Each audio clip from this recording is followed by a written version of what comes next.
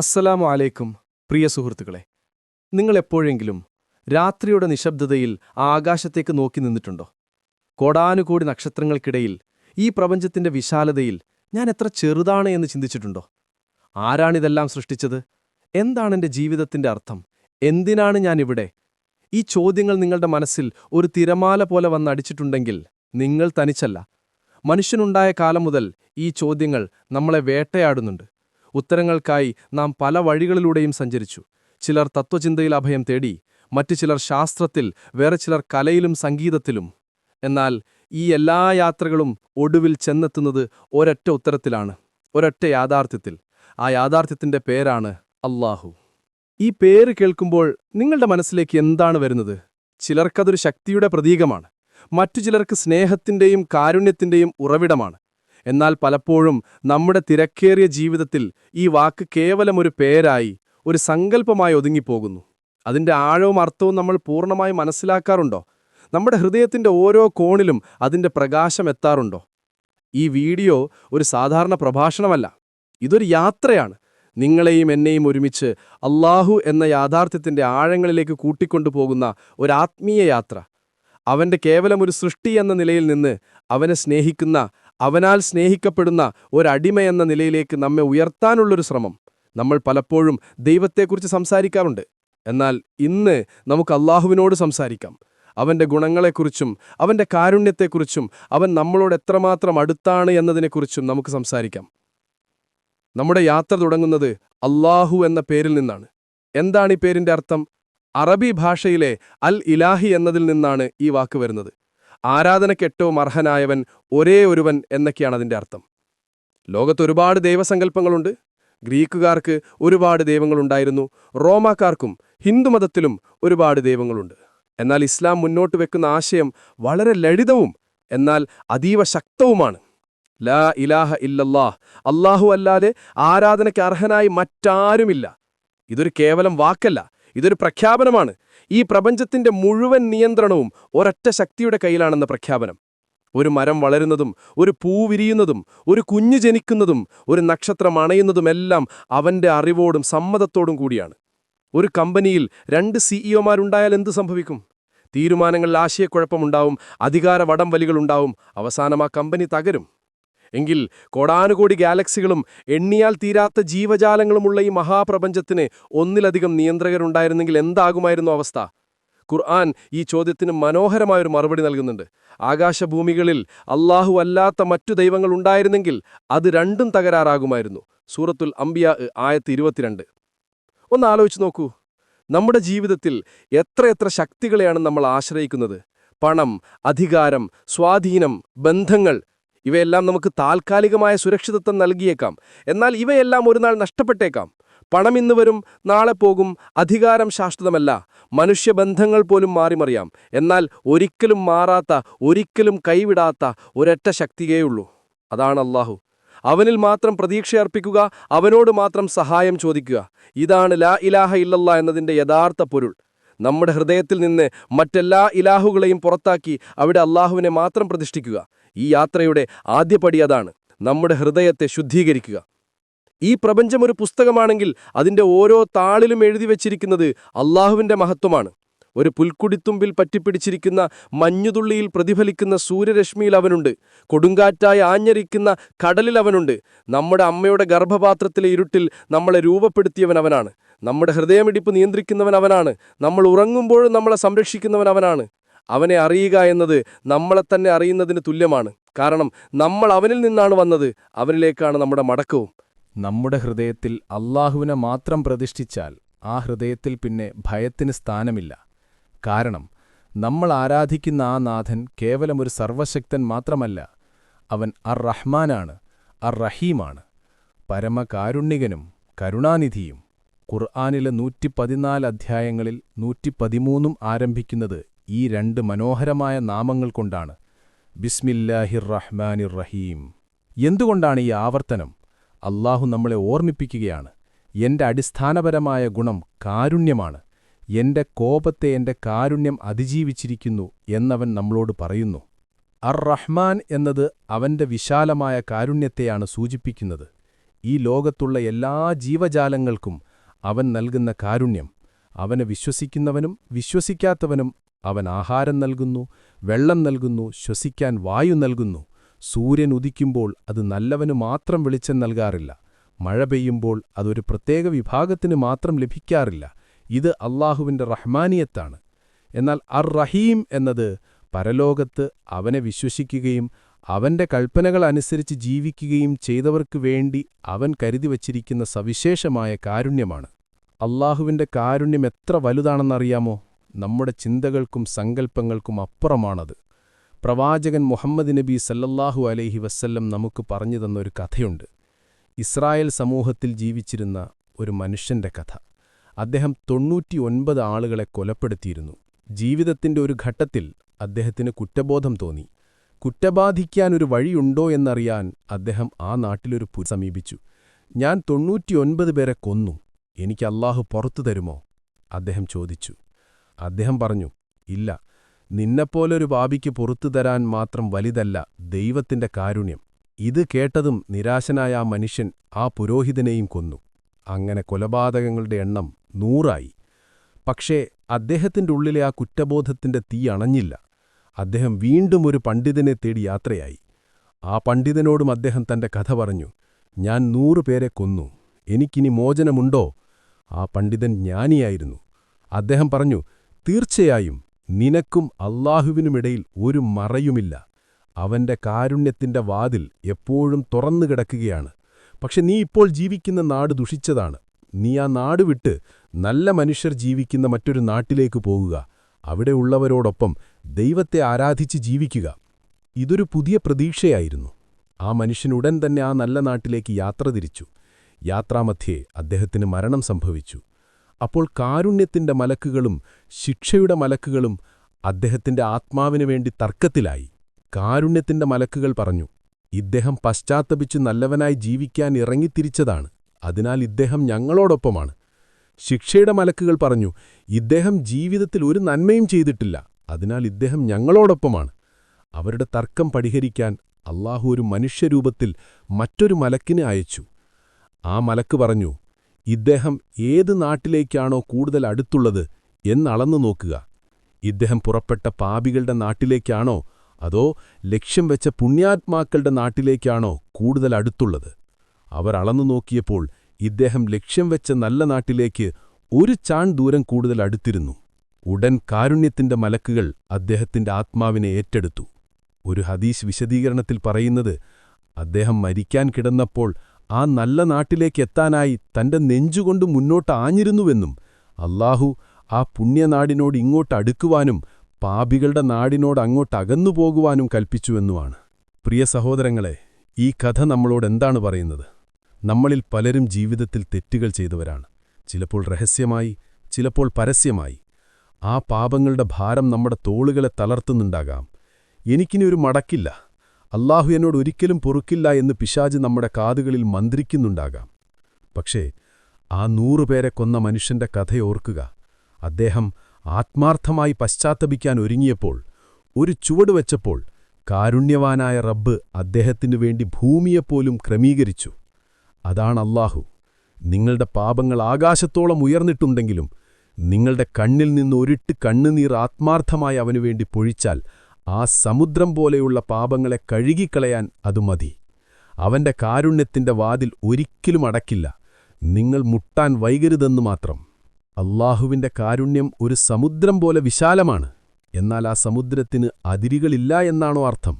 അവന്റെ സ്നേഹത്തോടൊപ്പം അവന്റെ നീതിയെക്കുറിച്ചും നമ്മൾ മനസ്സിലാക്കേണ്ടതില്ലേ? തീർച്ചയായും അല്ലാഹുവിന്റെ കാരുണ്യത്തെക്കുറിച്ച് സംസാരിക്കുമ്പോൾ അവന്റെ നീതിയെ നാം മറന്നുകൂടാ. അവൻ അൽ അദൽ ആണ്, ഏറ്റവും നീതിമാൻ. അവന്റെ സ്നേഹം ഒരു കുട്ടിയെ ലാളിക്കുന്ന അമ്മയുടെ സ്നേഹം പോലെയല്ല. അമ്മയുടെ സ്നേഹം പലപ്പോഴും അന്ധമായിരിക്കും. മകൻ എത്ര വലിയ തെറ്റു ചെയ്താലും അമ്മ ക്ഷമിച്ചേക്കാം. എന്നാൽ അല്ലാഹുവിന്റെ നീതി സമ്പൂർണമാണ്. അവൻ സ്നേഹിക്കുന്നതുകൊണ്ട് അക്രമികളെ വെറുതെ വിടില്ല. അവൻ കാരുണ്യവാനായതുകൊണ്ട് മർദ്ദിതരുടെ കണ്ണുനീർ കണ്ടില്ലെന്ന് നടിക്കില്ല. വിചാരണയുടെ നാളിനെക്കുറിച്ച് ഖുർആൻ ആവർത്തിച്ചോർമ്മിപ്പിക്കുന്നത് അതുകൊണ്ടാണ്. യൗമുദ്ദീൻ, പ്രതിഫല നടപടിയുടെ ദിവസം. അന്ന് ഓരോ ആത്മാവും താൻ ചെയ്ത നന്മയുടെയും തിന്മയുടെയും കണക്ക് ബോധിപ്പിക്കേണ്ടിവരും. ഒരണുത്തൂക്കം നന്മ ചെയ്തവൻ അതു കാണും, ഒരണുത്തൂക്കം തിന്മ ചെയ്തവൻ അതും കാണും. സൂറത്തു സൽസല. ഒരിക്കൽ പ്രവാചകൻ തന്റെ അനുചരന്മാരോട് ചോദിച്ചു, നിങ്ങൾക്കറിയാമോ ആരാണ് യഥാർത്ഥത്തിൽ പാപ്പരായവൻ?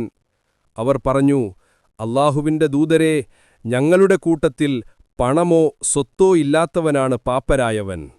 പ്രവാചകൻ പറഞ്ഞു, അല്ല, എന്റെ സമുദായത്തിലെ യഥാർത്ഥ പാപ്പരായവൻ അന്ത്യനാളിൽ ഒരുപാട് നമസ്കാരങ്ങളും നോമ്പുകളും സക്കാത്തുമായി വരുന്നവനാണ്.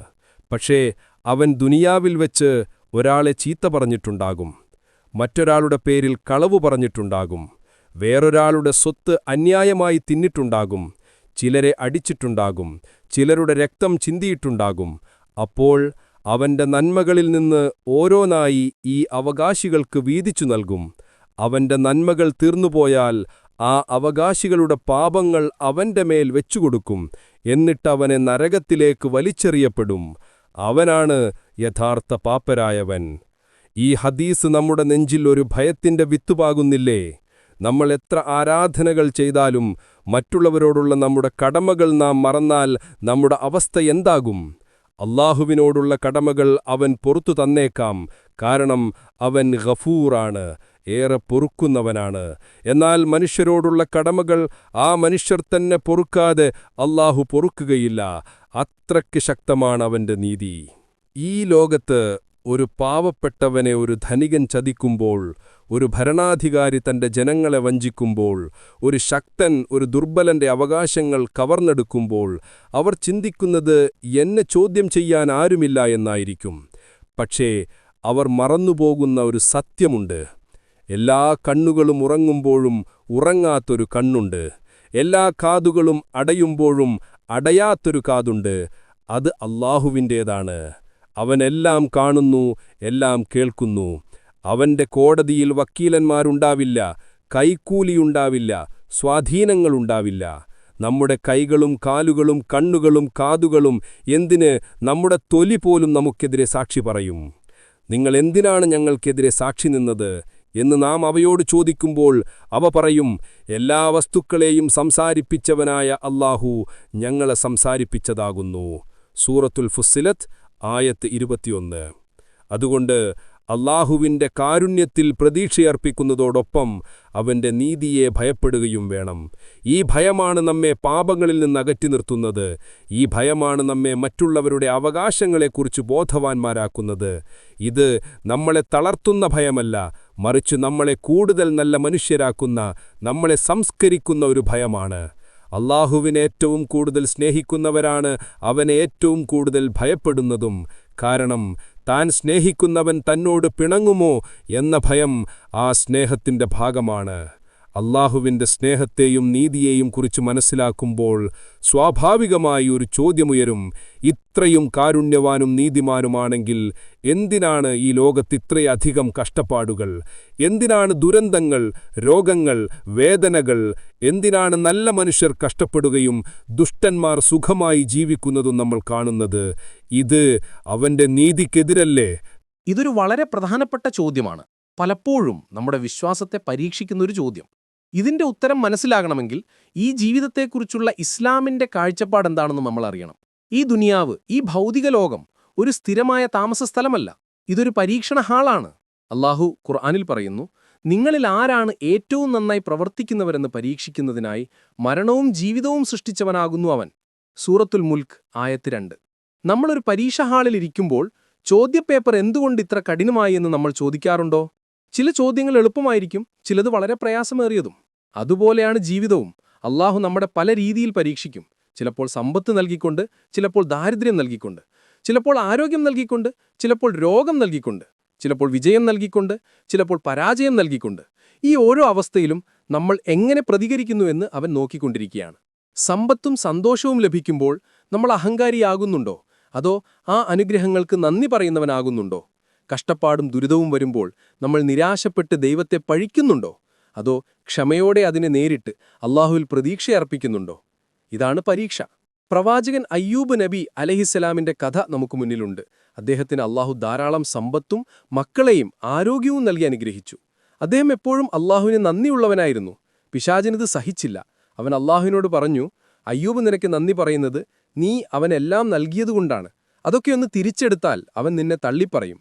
അള്ളാഹു അയ്യൂബ് നബിയുടെ വിശ്വാസത്തിന്റെ ആഴം പിശാചിന് കാണിച്ചു കൊടുക്കാൻ തീരുമാനിച്ചു. ആദ്യം അയ്യൂബ് നബിയുടെ സമ്പത്തെല്ലാം നശിച്ചു. എന്നിട്ടും അദ്ദേഹം പറഞ്ഞു, അൽഹംദുലില്ലാഹ്, നൽകിയവനും എടുത്തവനും അവനാണ്. പിന്നെ അദ്ദേഹത്തിന്റെ മക്കളെല്ലാം മരണപ്പെട്ടു. അപ്പോഴും അദ്ദേഹം ക്ഷമിച്ചു. അവസാനം അദ്ദേഹത്തിന്റെ മാരകമായൊരു ത്വക്ക് രോഗം പിടിപെട്ടു.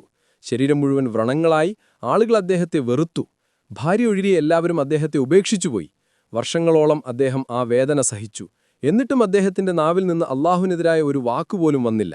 അദ്ദേഹം പ്രാർത്ഥിച്ചു, എന്നെ ദുരിതം ബാധിച്ചിരിക്കുന്നു.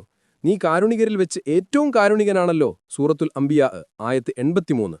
അതൊരു പരാതിയായിരുന്നില്ല, മറിച്ച് തന്റെ ദൗർബല്യം റബ്ബിന്റെ മുന്നിൽ ഏറ്റുപറയലായിരുന്നു. ആ പരീക്ഷണത്തിൽ അദ്ദേഹം പൂർണ്ണമായി വിജയിച്ചു. അവസാനം അള്ളാഹു അദ്ദേഹത്തിന്റെ രോഗം ശിഫയാക്കി. നഷ്ടപ്പെട്ടതിനേക്കാൾ ഇരട്ടി സമ്പത്തും കുടുംബത്തെയും തിരികെ നൽകി. ഇനി മറ്റൊരു വശം നോക്കാം. ദുഷ്ടന്മാർ എന്തുകൊണ്ട് സുഖിക്കുന്നു? ഫിർഔനിന്റെ കാര്യം തന്നെ എടുക്കാം. അവൻ ഞാനാണ് നിങ്ങളുടെ ഏറ്റവും വലിയ റബ്ബ് എന്ന് പ്രഖ്യാപിച്ച അക്രമിയായിരുന്നു. പക്ഷെ അള്ളാഹു അവന് അധികാരവും സമ്പത്തും ആരോഗ്യവും നൽകി. വർഷങ്ങളോളം അവൻ ഭൂമിയിൽ അഹങ്കരിച്ചു ജീവിച്ചു. ഇത് അള്ളാഹുവിന്റെ നീതികേടാണോ? അല്ല, ഇത് ഇസ്തിദ്രാജ് എന്നാണ്. അതായത് അള്ളാഹു അവർക്കവരുടെ ധിക്കാരത്തിൽ മുന്നോട്ടു പോകാൻ അവസരം കൊടുക്കുകയാണ്. അവർ കൂടുതൽ കൂടുതൽ പാപങ്ങളിൽ മുഴുകുന്നു. അവർ കരുതുന്നു, ഞാൻ ചെയ്യുന്നത് ശരിയാണെന്നോ അല്ലെങ്കിൽ ദൈവം എന്നെ ഇഷ്ടപ്പെടുന്നു, അതുകൊണ്ടാണ് എനിക്കെല്ലാം നൽകുന്നത് എന്ന്. എന്നാൽ പെട്ടെന്നൊരു ദിവസം അവരൊട്ടും പ്രതീക്ഷിക്കാത്ത സമയത്ത് അള്ളാഹുവിന്റെ ശിക്ഷ അവരെ പിടികൂടും. പിന്നെ അവർക്ക് രക്ഷപ്പെടാൻ ഒരു പഴുകുപോലും ഉണ്ടാവില്ല, ഫിർഔനിനെ ചെങ്കടലിൽ മുക്കിക്കൊന്നതുപോലെ. അതുകൊണ്ട് ഒരു വിശ്വാസിയെ സംബന്ധിച്ചിടത്തോളം ജീവിതത്തിലെ സുഖവും ദുഃഖവും ഒരുപോലെ പരീക്ഷണമാണ്. പ്രവാചകൻ സ്വല്ലല്ലാഹു അലൈഹി വസല്ലം പറഞ്ഞു, വിശ്വാസിയുടെ കാര്യം അത് അത്ഭുതം തന്നെ. അവന്റെ എല്ലാ കാര്യങ്ങളും അവന് നന്മയാണ്. അവനൊരു സന്തോഷം ലഭിച്ചാൽ അവൻ നന്ദി കാണിക്കും, അതവന് നന്മയാണ്. അവനൊരു ദുരിതം ബാധിച്ചാൽ അവൻ ക്ഷമിക്കും, അതും അവന് നന്മയാണ്. നമ്മുടെ ജീവിതത്തിൽ വരുന്ന ഓരോ വേദനയ്ക്കും ഒരർത്ഥമുണ്ട്. ഒരു മുള്ളു തറയ്ക്കുന്ന വേദനയ്ക്ക് പോലും അള്ളാഹു നമ്മുടെ പാപങ്ങൾ പുറത്തു തരുമെന്ന് പ്രവാചകൻ പഠിപ്പിച്ചിട്ടുണ്ട്. ചിലപ്പോൾ നമ്മളെ കൂടുതൽ ശക്തരാക്കാനാണ് പരീക്ഷണങ്ങൾ വരുന്നത്. ഒരു സ്വർണ്ണക്കട്ടി തീയിലുരുക്കുമ്പോഴാണ് അതിന്റെ മാറ്റുകൂടുന്നത്. അതുപോലെ പരീക്ഷണങ്ങളുടെ തീച്ചൂളയിൽ വെന്തുരുകുമ്പോഴാണ് ഒരു വിശ്വാസിയുടെ ഈമാൻ കൂടുതൽ തിളക്കമുള്ളതാകുന്നത്. ചിലപ്പോൾ നമ്മൾ അള്ളാഹുവിൽ നിന്ന് അകന്നു പോകുമ്പോൾ അവനെ ഓർമ്മിപ്പിക്കാനായിരിക്കും ഒരു ചെറിയ ബുദ്ധിമുട്ട് വരുന്നത്. ഒരു വാഹനം തെറ്റായ വഴിയിൽ പോകുമ്പോൾ ഒരു സ്പീഡ് ബ്രേക്കർ കാണുന്നത് പോലെ ആ ബുദ്ധിമുട്ട് നമ്മളെ ഒന്ന് നിർത്തി ചിന്തിപ്പിക്കുന്നു, നമ്മുടെ റബ്ബിലേക്ക് തിരികെ വരാൻ പ്രേരിപ്പിക്കുന്നു. അപ്പോൾ അള്ളാഹുവിനെ അറിയുക എന്നാൽ അവന്റെ വിധികളിൽ തൃപ്തിപ്പെടുകയും പഠിക്കുക എന്നതാണ് അർത്ഥമാക്കുന്നത്. ജീവിതത്തിൽ എന്ത് സംഭവിച്ചാലും അത് എന്റെ റബ്ബിന്റെ തീരുമാനമാണ്, അതിൽ എനിക്കറിയാത്ത ഒരുപാട് നന്മകൾ ഒളിഞ്ഞിരിപ്പുണ്ടാകുമെന്ന് വിശ്വസിക്കാൻ കഴിയുക എന്നതാണ് ഒരു മുഅ്മിനിന്റെ ഏറ്റവും വലിയ ശക്തി. അള്ളാഹുവിന്റെ വിധികളിൽ തൃപ്തിയടഞ്ഞ് ജീവിക്കാൻ പഠിച്ചാൽ നമ്മുടെ ജീവിതത്തിൽ നിന്ന് ടെൻഷനും ഉത്കണ്ഠയും നിരാശയും പടിയിറങ്ങിപ്പോകും. കാരണം ഈ പ്രപഞ്ചത്തിന്റെ മുഴുവൻ നിയന്ത്രണവും കയ്യിലുള്ള എന്നെ എന്റെ ഉമ്മയേക്കാൾ 70,000 മടങ്ങ് കൂടുതൽ സ്നേഹിക്കുന്ന ഒരു റബ്ബ് എന്റെ കാര്യങ്ങൾ നോക്കിക്കൊള്ളും എന്ന ഉറച്ച വിശ്വാസം നമ്മുടെ ഹൃദയത്തിൽ വേരൂന്നുന്നു. ഈ അവസ്ഥയെയാണ് ഇസ്ലാം തവക്കുൽ എന്ന് വിളിക്കുന്നത്. അള്ളാഹുവിൽ പൂർണ്ണമായി ഭരമേൽപ്പിക്കുക. തവക്കുൽ എന്ന് പറഞ്ഞാൽ അലസനായി വെറുതെയിരിക്കുക എന്നല്ല അർത്ഥം. മറിച്ച് നമ്മുടെ കഴിവിന്റെ പരമാവധി പ്രയത്നിക്കുക, എന്നിട്ട് അതിന്റെ ഫലം പൂർണ്ണമായി അള്ളാഹുവിൽ സമർപ്പിക്കുക. ഒരു കർഷകൻ നിലം ഉഴുതുമറിച്ച് വിത്തുവിതച്ച് വളമിട്ട് വെള്ളമൊഴിച്ച് കളകൾ പറിച്ച് തന്റെ കഴിവിന്റെ പരമാവധി അധ്വാനിക്കുന്നു. അതിനുശേഷം നല്ല വിളവ് തരണേ എന്നവൻ അള്ളാഹുവിനോട് പ്രാർത്ഥിക്കുന്നു. മഴയും വെയിലും കൃത്യസമയത്ത് നൽകേണ്ടത് അവനാണ്. കീടങ്ങളിൽ നിന്ന് സംരക്ഷിക്കേണ്ടതും അവനാണ്. കർഷകന്റെ അധ്വാനവും അള്ളാഹുവിന്റെ സഹായവും ചേരുമ്പോഴാണ് നല്ല വിളവുണ്ടാകുന്നത്. ഇതാണ് തവക്കുലിന്റെ ഏറ്റവും നല്ല ഉദാഹരണം. ഒരിക്കൽ ഒരു വ്യക്തി പ്രവാചകൻ സ്വല്ലല്ലാഹു അലൈഹി വസല്ലമയുടെ അടുത്തേക്ക് ഒട്ടകപ്പുറത്തു വന്നു. അദ്ദേഹം പ്രവാചകനോട് ചോദിച്ചു, ഞാൻ എന്റെ ഒട്ടകത്തെ കെട്ടിയിട്ട ശേഷം അള്ളാഹുവിൽ ഭരമേൽപ്പിക്കണോ, അതോ അതിനെ അഴിച്ചുവിട്ടു ഭരമേൽപ്പിക്കണോ? പ്രവാചകൻ സ്വല്ലല്ലാഹു അലൈഹി വസല്ലമ പറഞ്ഞു, അതിനെ കെട്ടിയിടുക, എന്നിട്ട് അള്ളാഹുവിൽ ഭരമേൽപ്പിക്കുക. ഈ മറുപടിയിൽ തവക്കുലിന്റെ മുഴുവൻ ആശയവും അടങ്ങിയിരിക്കുന്നു. നമ്മൾ ചെയ്യേണ്ട കാര്യങ്ങൾ കൃത്യമായി ചെയ്യുക, മുൻകരുതലുകൾ എടുക്കുക, എന്നിട്ട് ഭരത്തിനായി അള്ളാഹുവിനെ ആശ്രയിക്കുക. ഇബ്രാഹിം നബി അലൈഹിസ്സലാമിന്റെ ജീവിതം തവക്കുലിന്റെ ഉജ്ജ്വലമായ അധ്യായമാണ്. നമ്രൂദ് എന്ന ധിക്കാരിയായ രാജാവ് അദ്ദേഹത്തെ തീയിലേക്കെറിയാൻ തീരുമാനിച്ചപ്പോൾ ഇബ്രാഹിം നബിക്ക് ഭയമോ പരിഭ്രമമോ ഉണ്ടായിരുന്നില്ല. മലക്കുകൾ സഹായവുമായി വന്നപ്പോൾ പോലും അദ്ദേഹം പറഞ്ഞു, എനിക്ക് നിങ്ങളുടെ സഹായം വേണ്ട, എന്റെ റബ്ബ് എന്റെ അവസ്ഥ കാണുന്നുണ്ട്, അവൻ എനിക്ക് മതിയായവനാണ്. അദ്ദേഹത്തിന്റെ ഹൃദയം അത്രമാത്രം അല്ലാഹുവിൽ ഭരമേൽപ്പിച്ചിരുന്നു.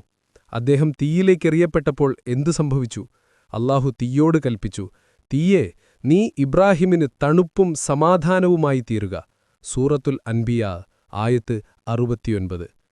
തീ അദ്ദേഹത്തെ ഒരു പൊറലുപോലും ഏൽപ്പിച്ചില്ല. പ്രിയ സുഹൃത്തെ, നമ്മുടെ ജീവിതത്തിലും ഒരുപാട് തീക്കുണ്ടങ്ങളുണ്ടാകാം. കടബാധ്യതയുടെ തീ, രോഗങ്ങളുടെ തീ, കുടുംബ പ്രശ്നങ്ങളുടെ തീ, ഒറ്റപ്പെടലിന്റെ തീ. ഈ തീയുടെ നടുവിൽ നിൽക്കുമ്പോൾ നമുക്കും ഇബ്രാഹിം നബിയെപ്പോലെ പറയാൻ കഴിയണം, ഹസ്ബുനല്ലാഹ് വനിഅമൽ വക്കീൽ. ഞങ്ങൾക്ക് അല്ലാഹു മതി, ഭരമേൽപ്പിക്കാൻ ഏറ്റവും ഉത്തമൻ അവൻ തന്നെ. നിങ്ങളുടെ ഹൃദയം കൊണ്ട്, നിങ്ങളുടെ ആത്മാവുകൊണ്ട് നിങ്ങളിതു പറയുമ്പോൾ തീർച്ചയായും അല്ലാഹുവിന്റെ സഹായം വരും.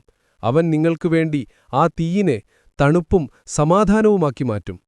ഈ തവക്കുൽ നമ്മുടെ ഹൃദയത്തിലുണ്ടാകുമ്പോൾ നമ്മൾ മനുഷ്യരെ ആശ്രയിക്കുന്നത് നിർത്തും. നമ്മുടെ ആവശ്യങ്ങൾക്കായി മറ്റുള്ളവരുടെ മുന്നിൽ തലകുനിക്കുന്നത് നിർത്തും. കാരണം നൽകുന്നവനും തടയുന്നവനും അല്ലാഹു മാത്രമാണെന്ന് നമുക്കുറപ്പുണ്ടാകും. ഈ ലോകം മുഴുവൻ ഒത്തുചേർന്ന് നിങ്ങൾക്കൊരു ഉപകാരം ചെയ്യാൻ ശ്രമിച്ചാലും അല്ലാഹു ഉദ്ദേശിക്കാത്ത ഒരു ഉപകാരവും നിങ്ങൾക്ക് ലഭിക്കുകയില്ല. ഈ ലോകം മുഴുവൻ ഒത്തുചേർന്ന് നിങ്ങൾക്കൊരു ദ്രോഹം ചെയ്യാൻ ശ്രമിച്ചാലും അല്ലാഹു ഉദ്ദേശിക്കാത്തൊരു ദ്രോഹവും നിങ്ങളെ ബാധിക്കുകയില്ല. ഈ ഒരു വിശ്വാസം നൽകുന്ന സ്വാതന്ത്ര്യം എത്ര വലുതാണ്! അത് നമ്മളെ ഭൗതികമായ എല്ലാ കെട്ടുപാടുകളിൽ നിന്നും മോചിപ്പിക്കുന്നു. അല്ലാഹുവിനെ അറിയുക എന്നാൽ അവനിൽ ഭരമേൽപ്പിച്ച് ജീവിക്കാൻ പഠിക്കുക എന്നതാണ്. എന്നാൽ എങ്ങനെയാണ് ഈ തവക്കുൽ നമ്മുടെ ജീവിതത്തിൽ വളർത്തിയെടുക്കാൻ കഴിയുക? എങ്ങനെയാണ് അല്ലാഹുവുമായി ഒരടുത്ത ബന്ധം സ്ഥാപിക്കാൻ കഴിയുക? അല്ലാഹുവുമായി ഒരാഴത്തിലുള്ള ബന്ധം സ്ഥാപിക്കാനുള്ള വഴികൾ അവൻ തന്നെ നമുക്ക് പഠിപ്പിച്ചു തന്നിട്ടുണ്ട്. അതിലേറ്റവും പ്രധാനപ്പെട്ടതാണ് നമസ്കാരം, സ്വലാത്ത്. ഇതൊരു കേവലം ശാരീരിക വ്യായാമമോ അർത്ഥമറിയാത്ത കുറച്ചു വാക്കുകൾ ഉരുവിടുന്ന ചടങ്ങോ അല്ല.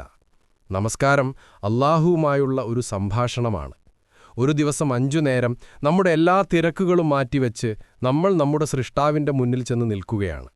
അല്ലാഹു അക്ബർ എന്നു പറഞ്ഞ് കൈകൾ കെട്ടുന്നതോടെ നമ്മൾ ഈ ദുനിയാവിനെ നമ്മുടെ പിന്നിലേക്ക് വലിച്ചെറിയുന്നു. പിന്നെ നമ്മളും നമ്മുടെ റബ്ബും മാത്രം. ഓരോ നമസ്കാരത്തിലും നമ്മൾ ആവർത്തിക്കുന്ന സൂറത്തുൽ ഫാത്തിഹയെ ഉമ്മുൽ ഖുർആൻ എന്ന് വിളിക്കുന്നു. എന്തുകൊണ്ടെന്നാൽ അതിൽ അല്ലാഹുവുമായുള്ള നമ്മുടെ ബന്ധത്തിന്റെ സത്ത മുഴുവനുമുണ്ട്. നമ്മൾ പറയുന്നു, സർവ്വലോക പരിപാലകനായ അല്ലാഹുവിനാകുന്നു സർവസ്തുതിയും. ഇത് നന്ദിയാണ്. പരമകാരുണ്യകനും കരുണാനിധിയും. ഇതവന്റെ സ്നേഹത്തെക്കുറിച്ചുള്ള അംഗീകാരമാണ്. പ്രതിഫല ദിവസത്തിന്റെ ഉടമസ്ഥൻ. ഇതവന്റെ നീതിയെക്കുറിച്ചുള്ള ഓർമ്മപ്പെടുത്തലാണ്. അതിനുശേഷം നമ്മളൊരു പ്രതിജ്ഞ എടുക്കുന്നു. നിന്നെ മാത്രം ഞങ്ങൾ ആരാധിക്കുന്നു, നിന്നോടു മാത്രം ഞങ്ങൾ സഹായം തേടുന്നു. ഇതാണ് തൗഹീദ്, ഇതാണ് തവക്കുൽ. അവസാനം നമ്മളൊരു പ്രാർത്ഥന നടത്തുന്നു, ഞങ്ങളെ നീ നേർമാർഗത്തിൽ ചേർക്കേണമേ.